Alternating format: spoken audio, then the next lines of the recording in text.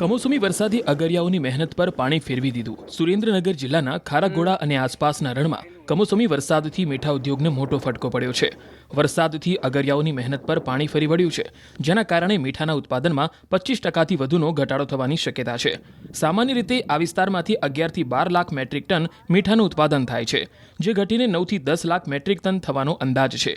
ખેતીમાં નુકસાન માટે સરકારે સહાય પેકેજ જાહેર કર્યું છે, પણ રણમાં કાળી મજૂરી કરીને મીઠું પકવતા અગરિયાઓ માટે કોઈ પેકેજ જાહેર નથી કરાયું।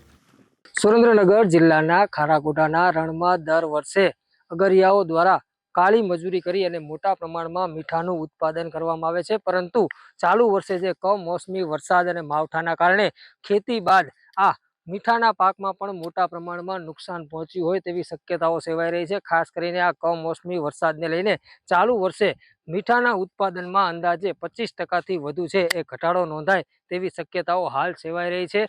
રણમાં જે 8 મહિના છે અગરિયા પરિવારો દ્વારા કાળી મજૂરી કરી અને મીઠું પકવવામાં આવી રહ્યું છે, ત્યારે ચાલુ વર્ષે જે છે કમોસમી વરસાદને લઈને ક્યાંક ને ક્યાંક અગરિયાઓને આર્થિક નુકસાન સહન કરવાનો વારો આવે તેવી સ્થિતિ સર્જાય છે। ત્યારે ફરી એકવાર જે છે એ અગરિયાઓ છે એ સહાય માટે થઈ અને લાચાર બને તેવી સ્થિતિ સર્જાય છે। અક્ષય જોશી, ન્યૂઝ 18 ગુજરાતી, ખારાગોડા।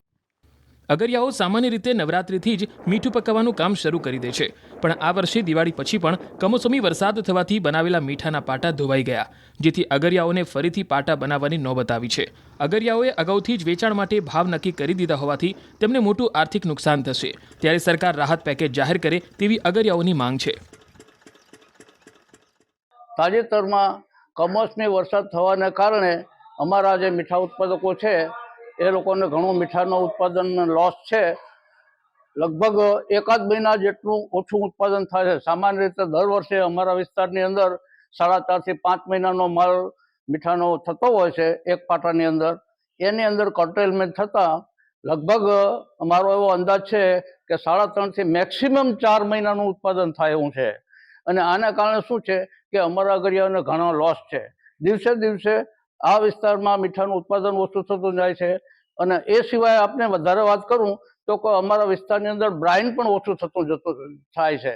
એના હિસાબે શું થાય છે કે અમારા વિસ્તારમાં જે અગરિયાઓ છે એને 2-5 વર્ષે જે 100 વર્ષમાં મીઠું ઉત્પાદન કરતા હોય ત્યાંથી શિફ્ટ થવું પડતું હોય છે। અને એના કારણે આટલા બધું મીઠાનું ઉત્પાદન ઓછું થવાના કારણે, કમોસમી વરસાદ થવાને કારણે ઘણો બધો લોસ થાય છે। ગયા વર્ષે લગભગ 11 લાખ ટન જેટલું મેટ્રિક ટન મીઠાનું ઉત્પાદન થયું હતું। આ વર્ષે મારો એવો અંદાજ છે કે 9 થી 10 લાખ માંડ મીઠાનું ઉત્પાદન થાય એવી સંભાવના છે। અને આવી પરિસ્થિતિ જો ચાલુ રહે તો આ મીઠાનો જે ઉદ્યોગ છે ખારાગોડા વિસ્તારનો એ મૃતપ્રાય થવાની સ્થિતિમાં આવી જાય એવી સંભાવના છે। ત્યારે હું સરકારશ્રી પાસે સ્પષ્ટ માંગણી કરું છું કે અગરિયાઓને માટે પણ કંઈક તમે ખાસ રીતે વિચારો, એના માટે પણ આર્થિક પેકેજની જાહેર કરો અને એને જે શરૂઆતના કામમાં નુકસાન થયું છે એના કારણે એમના જે ભાવો વધવા જોઈતા હતા એ તો ભાવો હવે વધશે નહીં, કારણ કે જ્યારે અગરિયાઓ રણમાં ઉતરે છે ત્યારે એના ભાવ વેપારી વચ્ચે ને અગરિયા વચ્ચે નક્કી થઈ ગયેલા હોય છે। એટલે એને પોતાને જે હવે પછીનું પ્રોડક્શન થવાનું છે એમાં નવો ભાવ તો મળવાનો નથી। એટલે સરકારશ્રી પાસે મારી 2 હાથ જોડીને વિનંતી કે આ છેવાડાના માનવી માટે પણ તમારે ચિંતા કરવી જોઈએ।